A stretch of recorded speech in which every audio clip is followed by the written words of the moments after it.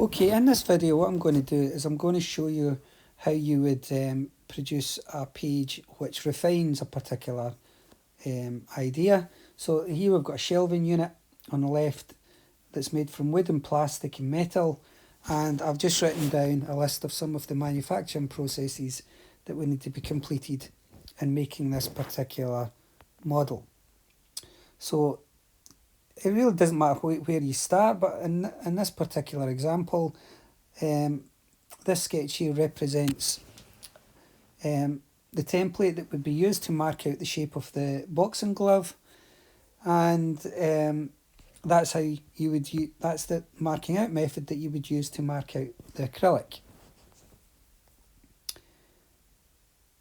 Then the next sketch illustrates how to bend the acrylic. It's going to have two bends at right angles, and so we're looking at it from above, and it would wrap around this block of wood that has holes drilled in it, and this block of wood is basically the pencil holder, and that the acrylic gloves would then be screwed onto the side of the block of wood. Right, so I'm using sketches and notes to explain these things. I've got another sketch here just to clarify that this is a block of wood that has 4 holes drilled in it. Got some more information here about bending plastic around the block. And remember, you're always trying to demonstrate your knowledge of manufacture. So it says plastic can be bent easily using strip heater. Need to work out the sizes. So in your refinement, you will have to try and work out some of the relevant sizes. I'm now indicating where the bend lines would go. And then we go on to the next video, which basically involves adding some extra comments. In this case, the shape would be cut out using a scroll saw. The edges would then be finished using wet and dry paper. So again, demonstrating your knowledge of how manufacturing process and how you're going to make your model.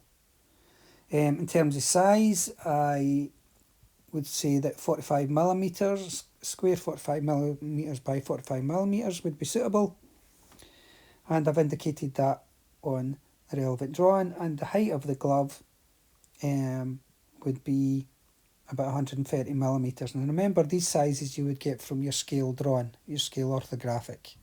You can go back and add these sizes. The next sketch then looks at the manufacture of the metal rails. The metal rails would involve turning the end here to create a pin, which would fit into a hole in the back of the model.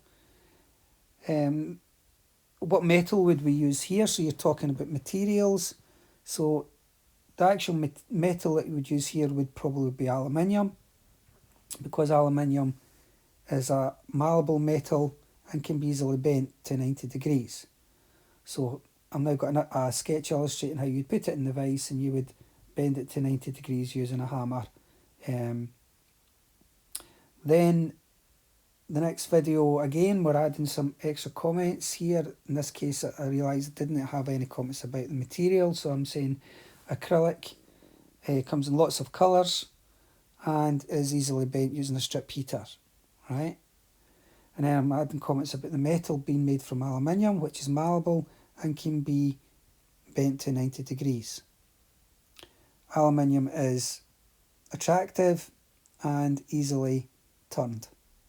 So all the time be aware that you're trying to illustrate your knowledge of materials and manufacture. Again, you're thinking in this case about graphics. I've got lots of 2D graphics and 3D graphics, but I thought this would be a good opportunity to have a sectional view which shows the pin fitted into the hole to hold it, the rail against the wood. And then finally, we've got a sketch here that looks at the woodworking joint that's going to be used for joining the sides to the back and the back to the shelf. So we've got a rebate joint,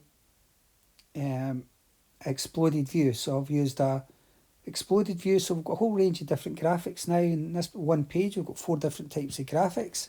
And then I've got some notes explaining it further. This will be a half lap joint, and it'll be glued to the sides. And then we've got a rebate joint at the bottom, which would be cut out using a rebate plane. Okay, so it's very quick